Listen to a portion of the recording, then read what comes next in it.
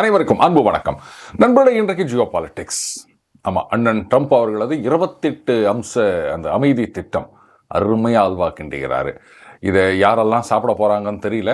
ஆனால் European union leaders and Zelensky இவங்களுக்கெல்லாம் வந்து தின்ன போறியா இல்லையா அப்படின்னு மிரட்டி ஊட்டிடுவார் போலகுது அண்ணன் ட்ரம்ப். அந்த 28 அம்சத்தில் 25 பாயிண்ட் தாங்க நமக்கு கிடைச்சிது. மீதி 3 பாயிண்ட் எங்கே மிஸ் ஆச்சுன்னு தெரியல. சரி விடுங்க, காமெடியில் ஒரு 2-3 மிஸ் ஆனால் ஒன்றும் பெரிய விஷயம் கிடையாது. இன்றைக்கி அந்த அமைதி திட்டம் அது எவ்வளோ ஒரு கேவலமான ஒரு விஷயம் அப்படின்றத நம்ம பார்க்க போகிறோம். ஆனால் இதை கூட எதிர்த்து குரல் கொடுக்க முடியாமல் அடிமைகளாக கொத்தடிமைகளாக ஜெலன்ஸ்கியில் ஆரம்பித்து யூரோப்பியன் யூனியனில் இருக்க எலெக்டட் அண்ட் அன்எலெக்டட் லீடர்ஸ் இருக்காங்க அப்படின்றத பார்க்கும்பொழுது தான் இந்தியா வந்து எந்த அளவுக்கு வளர்ந்திருக்கின்றது, தன்னுடைய செல்வாக்கை நிலைநாட்டி இருக்கின்றது அப்படின்றத உங்களால் புரிஞ்சுக்க முடியும் நண்பர்களே. ரைட், அந்த 28 பாயிண்ட்ல மொதல் பாயிண்ட் என்னன்னா, உக்ரைன் சோவரனிட்டி வில் பி கன்ஃபர்ம்டு. இதுதான் ஆரம்பிக்கும் போதே ஒரு உலகமாக பொய்யில ஆரம்பிச்சிருக்காங்க. சோவரனிட்டி அப்படின்னா என்னங்க? அந்த நாட்டினுடைய எல்லைகள் அது மதிக்கப்பட வேண்டும். இதுதான் கண்டிஷன் சோவரனிட்டி. ஆனால் அதையே தூக்கி போட்டு பின்னாடி பார்க்க போகிறோம். இதில் வந்து சோவரனிட்டி வில் பி கன்ஃபர்ம்ட் அப்படின்னு சொன்னால் ஆரம்பமே இப்படி புழுகிறீங்களே, இன்னும் போக போக எவ்வளோ புழுகுவானோ அப்படின்ற சந்தேகம் வருது இல்லை? பாருங்க. 2வது point, a comprehensive non-aggression agreement will be concluded between Russia, Ukraine and Europe. All ambiguities of the last 30 years will be considered settled. அதாவது யூரோப், ரஷ்யா அண்டு உக்ரைன் இவங்களுக்குள்ள வந்து ஒருத்தர் நாங்கள் தாக்க மாட்டோம் அப்படின்ற ஒரு காம்ப்ரிஹென்சிவ் அக்ரிமெண்ட் இது வந்து உருவாக்குவாங்களாம். இப்போ மட்டும் நான் ரஷ்யா நான் அவங்கள தாக்க போகிறேன்னா சொல்லின்னு இருக்கிறாங்க. நீங்கள் தான் சொல்லிட்டு இருக்கிறீங்க, ஐயோ இந்த வருஷம் வருது, அடுத்த வருஷம் வருது, இன்னும் 5 வருஷத்தில் வருது அப்படின்னு யூரோப்பியன் யூனியனில் இருக்க சில பேர் தான் புலம்பின்னுக்கிறாங்க. ரஷ்யா அதை சொல்லவே இல்லை. நாங்கள் எதுக்குங்க அவங்க மேலே சண்டை போடணும்? எங்ககிட்ட இல்லாத லேண்டா இல்லை ரிசோர்ஸஸா? நான் ஏன் உங்ககிட்ட வரணும்? நீ ஏன் வீட்டு வாசலில் கொண்டு வந்து சீன்றதுனால தான் நான் இதை நடிச்சுன்னுக்கிறேன். இதைத்தான் ரஷ்யா சொல்லின்னுக்கிறாங்க. அப்புறம் இந்த நான் அக்ரஷன் பேக்ட் அப்படின்றது எதுக்காக? ஏன்னா ஏற்கனவே ஜெர்மனியும் சோவியத் யூனியனும் ஒரு காலத்தில் நான் அக்ரஷன் பேக்ட் அப்படின்னு போட்டாங்க. ஆனால் அதை தூக்கி உடப்புல போட்டு ஜெர்மனி வந்து சோவியத் ரஷ்யாவை இன்வைட் பண்ணாங்க. அதுவும் நம்ம பார்த்துருக்கோம்.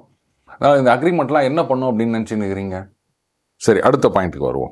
It is expected that Russia will not invade neighbouring countries and NATO will not expand further.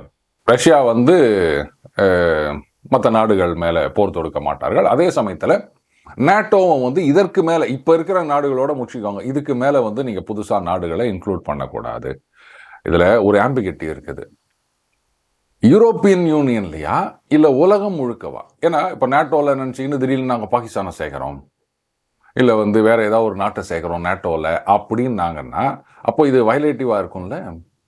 So இந்த ஆம்பிகிட்டி இந்த லூசுங்களுக்கு ஒன்றுமே புரியல. அப்போ நேட்டோனா யூரோப்பு, யூரோப்னா NATO and big boss America, இதான் நினச்சின்னு போல இருக்குது. புரியுதுங்களா எவ்வளோ குழப்பம்னு? A dialogue will be held between Russia and NATO, mediated by the United States, to resolve all security issues and create conditions for de-escalation in order to ensure global security and increase opportunities for cooperation and future economic development. அதாவது European யூனியனுக்கும் ரஷ்யாவுக்கும் பேச்சுவார்த்தை இது வந்து நம்ம அண்ணன் அவர் மத்தியஸ்தம் பஞ்சாயத்து பண்ணி நடத்தி வைப்பாராம். எதுக்குன்னா இந்த டீஎஸ்கலேஷன், இந்த டென்ஷன் எல்லாம் இது பண்ணுறதுக்கு. டீஎஸ்கலேஷனுக்கு அவசியமே கிடையாது. நீங்கள் உக்ரைனை வச்சு நோண்டவே தான் இவ்வளோ பிரச்சனையே வந்தது. அதுக்கு முன்னாடி ஏதாவது வந்ததா? அவங்க பாட்டுக்கு வந்து பிஸ்னஸ் பண்ணியிருந்தாங்க, எந்த பிரச்சனையும் கிடையாது. அடுத்தது கோஆப்ரேஷன் அப்படின்னா ஏற்கனவே கோஆப்ரேட் பண்ணின்னு தான் இருந்தாங்க. நீங்கள் தான் அந்த நார்த் ஸ்ட்ரீம் பைப் லைனை உடைக்கிறேன்னு இப்படிலாம் பண்ணி கூத்தடிச்சுன்னுக்கிறீங்க. சரி விடுங்க, ஏதோ பண்ண தப்ப அண்டூ பண்ண போகிறாங்க. அடுத்தது, Ukraine will receive reliable security guarantees. இந்த கேரண்டி வாரண்டிலாம் இதுக்கு எவ்வளோ அலையணும் அப்படின்னு இந்தியன்ஸான நமக்கு தெரியும், யூரோப்பியன்ஸ்க்கு தெரியல போல இருக்கு. சரி வாங்க அடுத்தது பார்ப்போம். The size of the Ukrainian armed forces will be limited to 6 lakh personnel. இது என்ன கணக்குன்னு எனக்கு புரியல. எதுக்கு அந்த 6 லட்சம் கூட வச்சுருக்கிறீங்க? ஏன்னா உக்ரைனுக்கு செக்யூரிட்டி கேரண்டி கொடுக்க போகிறோம்னு சொல்லியிருக்கீங்க, சோவரனிட்டி வில் பி கன்ஃபார்ம்னு சொல்லியிருக்கீங்க. அப்போ யாரையும் அட்டாக் பண்ண போகிறது கிடையாது. அந்த ரஷ்யா, நேட்டோ அவங்களுக்குள்ள பேச்சுவார்த்தை, யூரோப்பியன் யூனியனுக்குள்ள பேச்சுவார்த்தை, ஒருத்தர் தாக்க மாட்டோம் இப்படிலாம் சொன்ன பிறகு அப்புறம் எதுக்கு நீங்கள் ஆர்மின்னு வச்சுன்னுக்கிறீங்க? தேவையே இல்லையே. ஏன்னா பின்னாடி வரப்போகிற செக்யூரிட்டி கேரண்டிலாம் பார்க்கும்பொழுது எதுக்கு இந்த தண்ட சம்பளம் அப்படின்னு தான் தோணும். அப்புறம் என்ன 6 லட்சம் அப்படின்னு? இதில் பார்த்தீங்கன்னா யூரோப்பியன் யூனியனில் சரி ஏதோ குப்புற ஊந்தாச்சு அப்படின்ற மாதிரி இல்லை நீங்கள் 8 லட்சம் அலோவ் பண்ணணும். யாருக்கும் எட்டுக்கும் என்னடா பெரிய வித்தியாசம் இல்லை, நாங்கள் வந்து கண்டிஷன் போட்டோம்ல அப்படின்னு சொல்லிக்கிறதுக்கு தான், வேற ஒன்றும் கிடையாது. சரி, அடுத்த பாயிண்ட்டுக்கு வரலாம். Ukraine agrees to ensure in its constitution that it will not join NATO and NATO agrees to include in its statutes a provision that Ukraine will not be admitted in the future.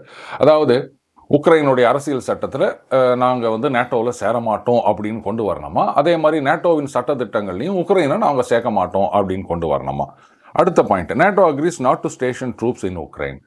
அதாவது NATO வந்து உக்ரைனில் அவர்களுடைய படையை நிறுத்தாது அப்படின்னு. சரிங்க, NATO member இல்லை அப்படின்னா அங்கேயே கொண்டு போய் நிறுத்தணும், இதெல்லாம் எதுக்குன்னே தெரியல. சரி, அடுத்தது, European fighter jets will be stationed in Poland. ஏன் இப்போ மட்டும் போலந்தில் வந்து யூரோப்பியன் ஃபைட்டர் ஜெட்ஸ்லாம் இருக்காதா? சரி, அதனால் யூரோப்பியன் ஃபைட்டர் ஜெட்ஸ் நேட்டோன்னு ஏன் சொல்லலை? வித்தியாசம் புரியுதுங்களா? எல்லா செலவையும் சோக்கா யூரோப்பியன் யூனியன் தலையில் கட்டி விட்டுனுக்கிறாரு அண்ணன் ட்ரம்ப். இன்னும் பார்க்க போகிறோம் பாருங்க. US guarantees, the US will receive compensation for the guarantee. முதல்ல அதை போட்டார் அண்ணன். இவங்க கேரண்டி கொடுக்குறாங்க, அந்த கேரண்டிக்கு அந்த ஏஎம்சி மாதிரி காம்பன்சேஷன் கொடுக்கணும். அடுத்தது, if Ukraine invades Russia it will lose the guarantee. எப்படி உக்ரைன் ரஷ்யா மீது படையெடுத்து அவர்களை ஆக்கிரமிக்கிற முயற்சி செய்தால் அப்போ அந்த கேரண்டி எல்லாம் நல் அண்ட் வாய்ட் ஆயிரும். கேட்கிறவன் கேனையனாக இருந்தால் உக்ரைன் ரஷ்யா மேலே போயிட்டு போர் தொடுக்கும்லாம் எவனா சொல்லுவானாடா.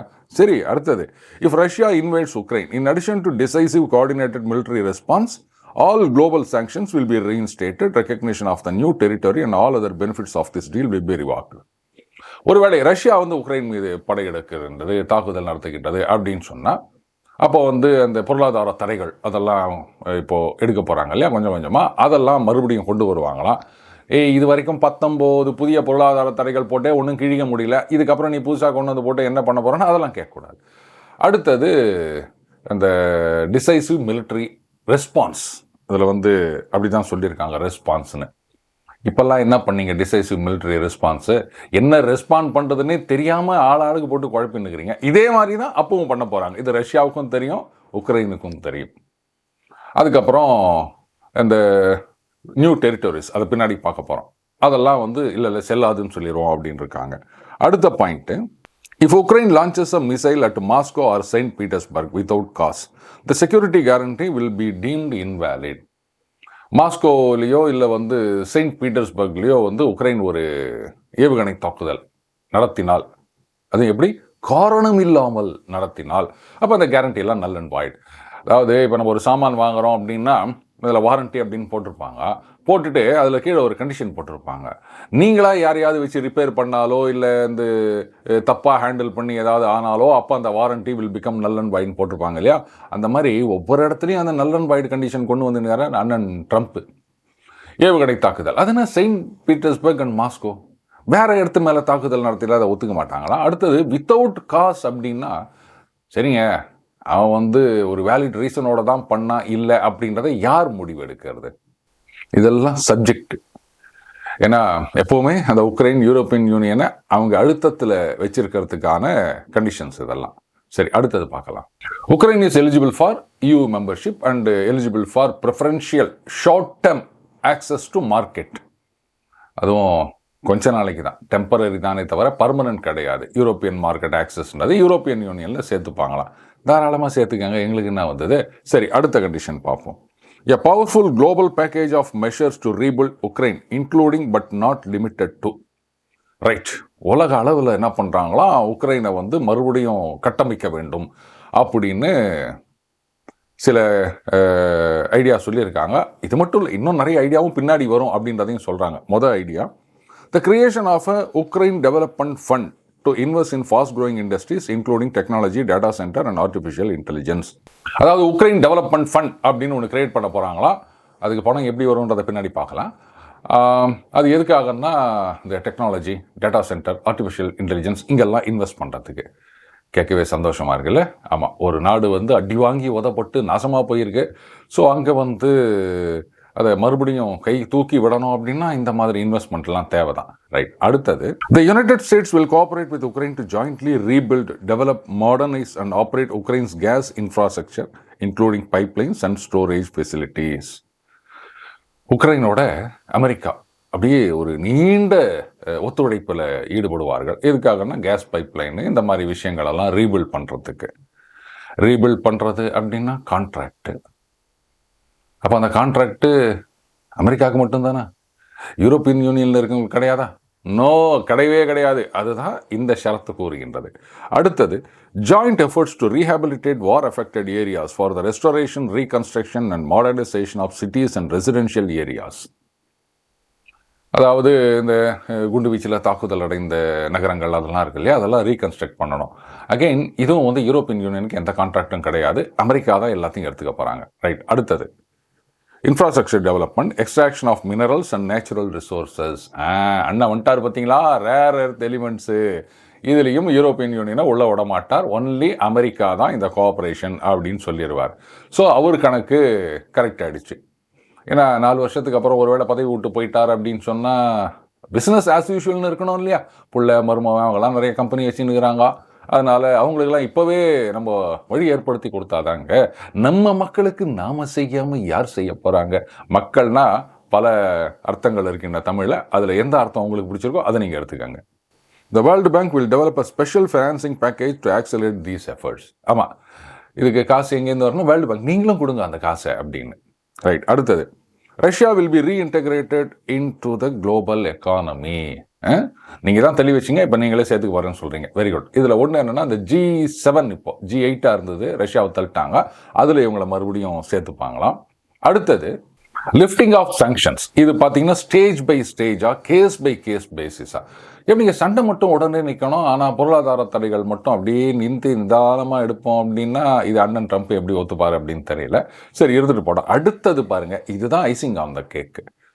The United States will enter into a long-term economic cooperation agreement for mutual development in the areas of energy, natural resources, infrastructure, artificial intelligence, data center, rare earth metal extraction projects in the Arctic and other mutually beneficial corporate opportunities. அமெரிக்காவும் ரஷ்யாவும் எல்லா இடங்கள்லையும் இந்த கோஆப்ரேஷனை extend பண்ணுவாங்களாம். ஆர்டிக்கில் rare earth extraction project முதற்கொண்டு ஏராளமான project. European union அங்கே இதைத்தான் நான் டைட்டிலே சொன்னேன், அல்வான்னு திருப்பி நீங்கள் கேட்கக்கூடாது. யூரோப்பியன் யூனியன் அப்படின்னு அல்வா கொடுத்துருக்காங்களே, சாப்பிட்டுன்னு உக்காந்துட்டு இருக்கேன். வேணும்னா நம்ம தமிழ்நாட்டிலேருந்து மிக்சர் அனுப்புகிறோம், அதையும் சேர்த்து சாப்பிடுங்க. இங்கே இருக்குது பாருங்கள் அடுத்த ஆப்பு, 14வது பாயிண்ட், ஃப்ரோசன் ஃபண்ட்ஸ். இப்போ ரஷ்யாவுடைய பணத்தெல்லாம் வந்து ஃப்ரீஸ் பண்ணி வச்சுக்கிறாங்க இல்லையா, அதை என்னடா பண்ணுவாங்க அப்படின்னா $100 பில்லியன் இதை வந்து உக்ரைனில் ரீகன்ஸ்ட்ரக்ஷனுக்கு எடுத்துப்பாங்களாம். அஃப்கோர்ஸ் இந்த கான்ட்ராக்ட் எல்லாம் அமெரிக்கா கம்பெனிக்கு தான் போக போகுது, யூரோப்பியன் யூனியனுக்கு கிடையாது. ரஷ்யாவோட பணம் 100 பில்லியனை எடுத்து உக்ரைனுக்காக செலவு பண்ண போகிறீங்க அப்படின்னா உடனே யூரோப்பியன் யூனியன் எங்களுக்கு எதுவும் இதில் பங்கு இல்லையா அப்படின்னும் போது அண்ணன் ட்ரம்ப் ரொம்ப பெருந்தன்மையாக சொல்லியிருக்கார், கரெக்ட், உங்களுக்கும் இதில் பங்கு இருக்கின்றது. அப்படியா, உங்களுக்கு 100 பில்லியன்னா எங்களுக்கு எவ்வளோ? உங்களுக்கும் 100 பில்லியன் அப்படியே முடிக்கிறாங்க. எங்களுக்கும் 100 பில்லியனா? ஆமாம், ரஷ்யாவோட பணம் 100 பில்லியன் எடுத்து உக்ரைனுக்கு செலவு பண்ண போகிறோம். ஈக்குவல் அமௌண்ட்டு நீங்கள் உங்கள் பாக்கெட்லேருந்து எடுத்து உக்ரைனுக்கு செலவு பண்ணணும். ஏன் எங்களுக்கு ஏதாவது கொடுப்பீங்கன்னு பார்த்தா நீங்கள் கொடுங்க. ஏன்னா யூரோப்பியன் யூனியன் பக்கத்தில் இருக்குதுல உக்ரைன், நீங்கள் தானே வந்து அதுக்கு எல்லா ஹெல்ப்பும் பண்ணணும்னு சொன்னீங்க. அதனால் 100 பில்லியனை நீங்கள் கொடுங்க, 100 பில்லியன் ரஷ்யாவிலேருந்து வரும்.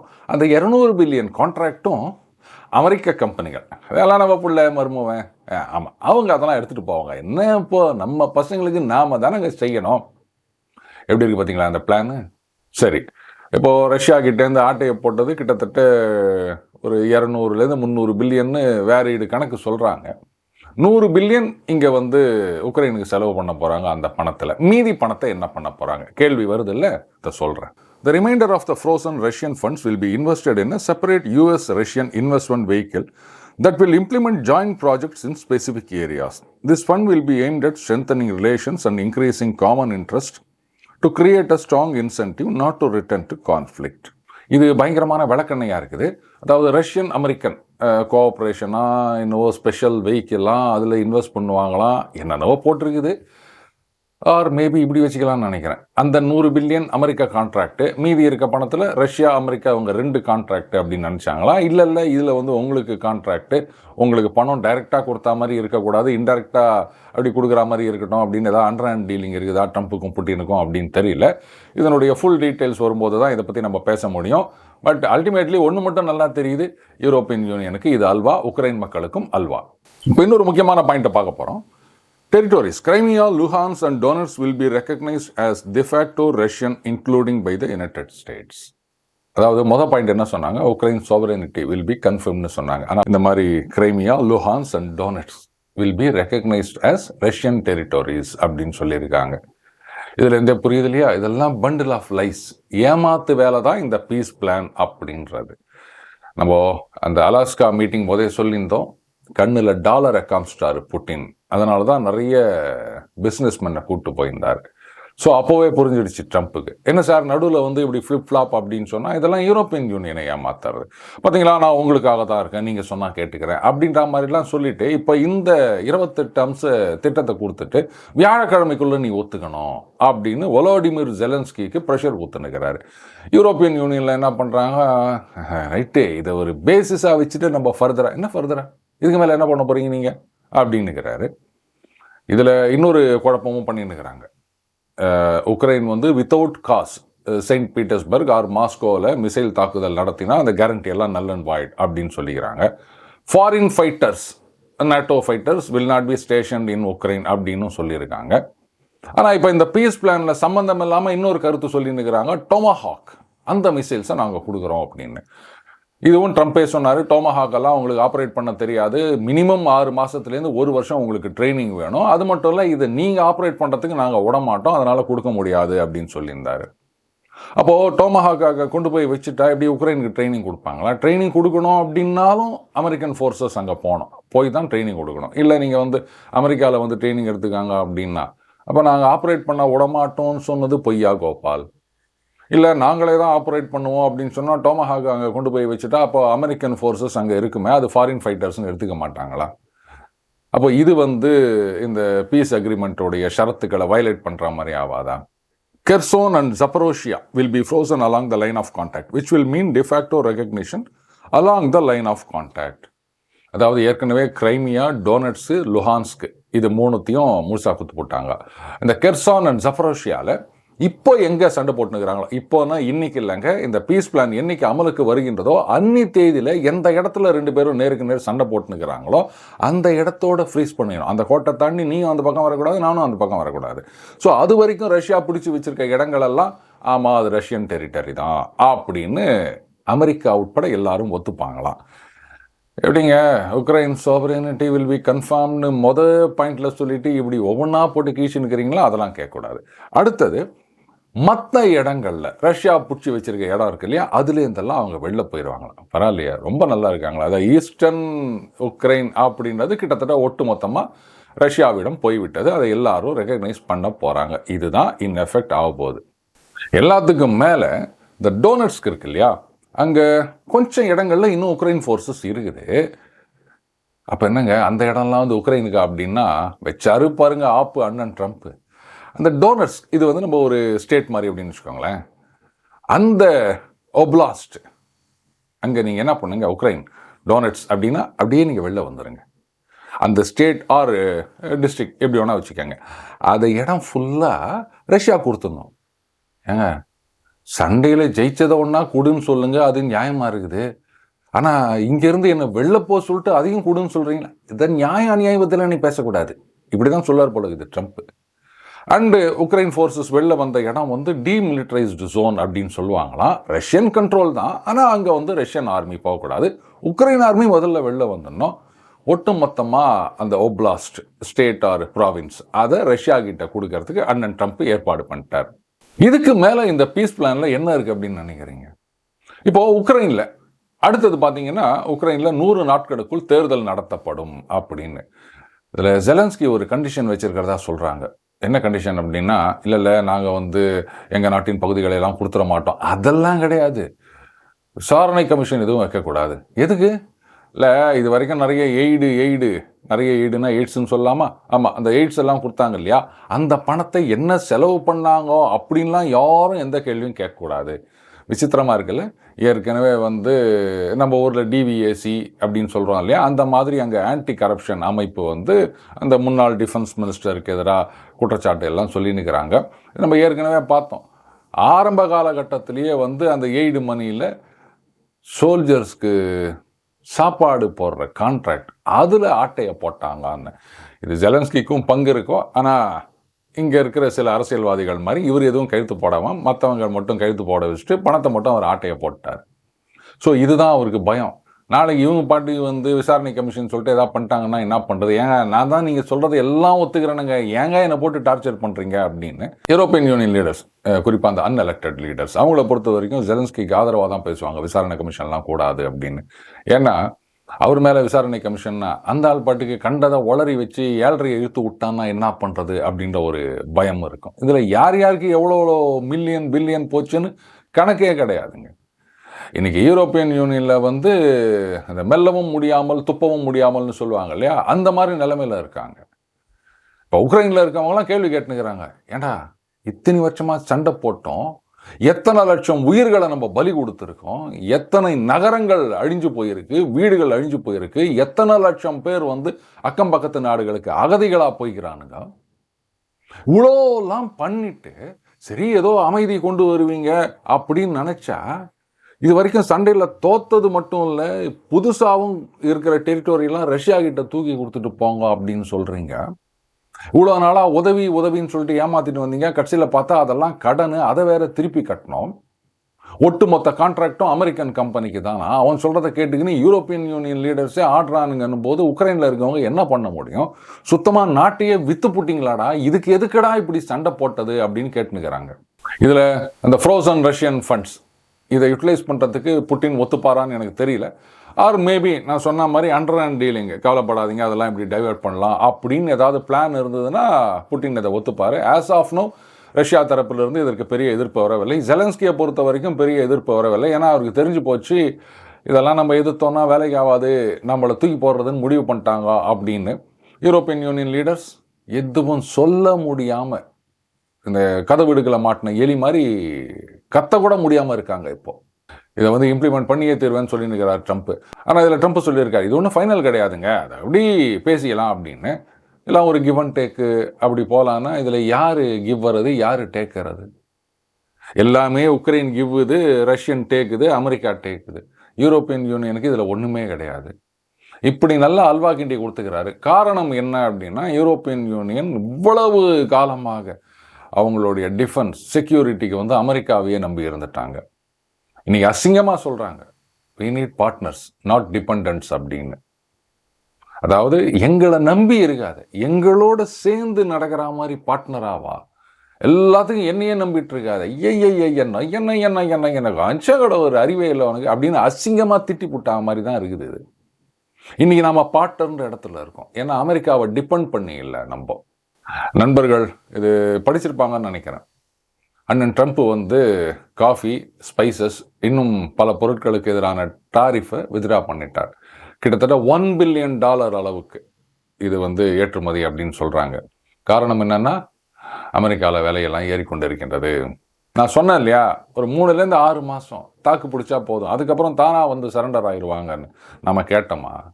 பேச்சுவார்த்தை நடந்துருக்குது, ட்ரேட் டாக்ஸ். நாங்களாம் ஒன்று குறைக்க சொல்லலையே.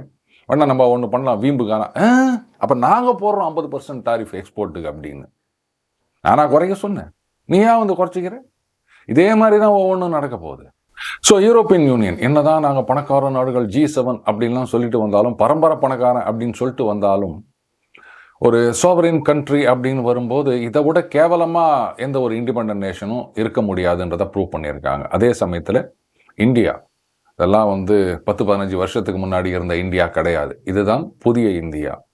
எங்களுக்கு என்ன வேணுமோ அதை நாங்கள் டிசைட் பண்ணுவோம். எவனும் இங்கே வந்து சட்டம் போட முடியாது, நொட்ட நியாயம் பேச முடியாது. அதை நாம் நிரூபித்து கொண்டு இருக்கின்றோம். அதுக்கு முக்கியமான காரணம் நாம தான், நாம் தேர்ந்தெடுத்த தலைவர்கள். மீண்டும் அடுத்த பதில் சந்திப்போம். வணக்கம்.